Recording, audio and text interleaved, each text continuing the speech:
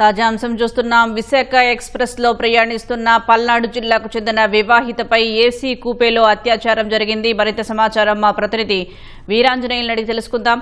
Veeranjaneyulu, Visakha express లో అత్యాచారానికి సంబంధించిన సమాచారం ఏంటి?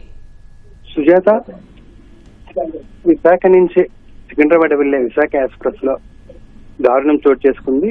పల్నాడు జిల్లా రెంటచింతలకు చెందినటువంటి గృహిణి తన భర్తతో కలిసి విశాఖలో నివసిస్తుంది. అయితే తన స్వగ్రామైనటువంటి రెంటచింతలు వచ్చే క్రమంలో ఈ నెల 26వ తేదీన విశాఖ ఎక్స్ప్రెస్ లో ప్రయాణం చేస్తూ ఉండగా జనరల్ బోగిలో ఇద్దరు ప్రయాణిస్తున్నారు. అయితే ఈ క్రమంలో ఏసీ బోగి చెందిన ఒక ప్రయాణికుడు వారి దగ్గరికి వచ్చి ఏసీ బోగిలో ఖాళీ ఉంది, అక్కడ మీరు కూర్చోవచ్చు అని చెప్పి వాళ్ళ మాయమాటలు చెప్పి నమ్మించి వారి భార్య భర్తలు ఇద్దరిని కూడా ఏసీ బోగిలోకి తీసుకువెళ్లారు. అయితే ఏసీ బోగిలో తీసుకెళ్లిన అనంతరం భర్తని టాయిలెట్స్ దగ్గర కూర్చోబెట్టి భార్యని మాత్రం తన ఏసీ కూపేలోకి తీసుకుని వెళ్లి బలవంతంగా నోట్లో వస్త్రాలు కుక్కి అత్యాచారం చేయడం జరిగింది.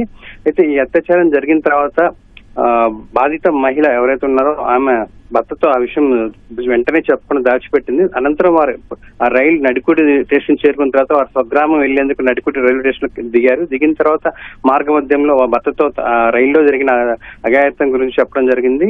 దీంతో ఆ తర్వాత రెంటచింతల రైల్వే స్టేషన్కి వెళ్లి రైల్వే స్టేషన్ దగ్గర తర్వాత వాళ్ళు సంప్రదించి అనంతరం స్థానిక పోలీస్ స్టేషన్ లో ఫిర్యాదు చేయడం జరిగింది బాధితురాలు. ఆ బాధితురాలు ఫిర్యాదు మీదకు 0 ఎఫ్ఐఆర్ నమోదు చేసినటువంటి రెంటచింతల పోలీసులు అసలు ఈ అత్యాచార ఘటనకు సంబంధించి పూర్వాపరాలను, వాస్తవాలు ఏంటి, అసలు అత్యాచారం జరిగితే ఎక్కడ జరిగింది, ఎలా జరిగింది అనే కోణంలో అయితే విచారణ జరిపిస్తున్నారు. అదే సమయంలో ఇది రైల్లో జరిగిన ఘటన కాబట్టి రైల్వే పోలీసులకు కూడా రెంటచింతల పోలీసులు అయితే సమాచారం ఇచ్చారు.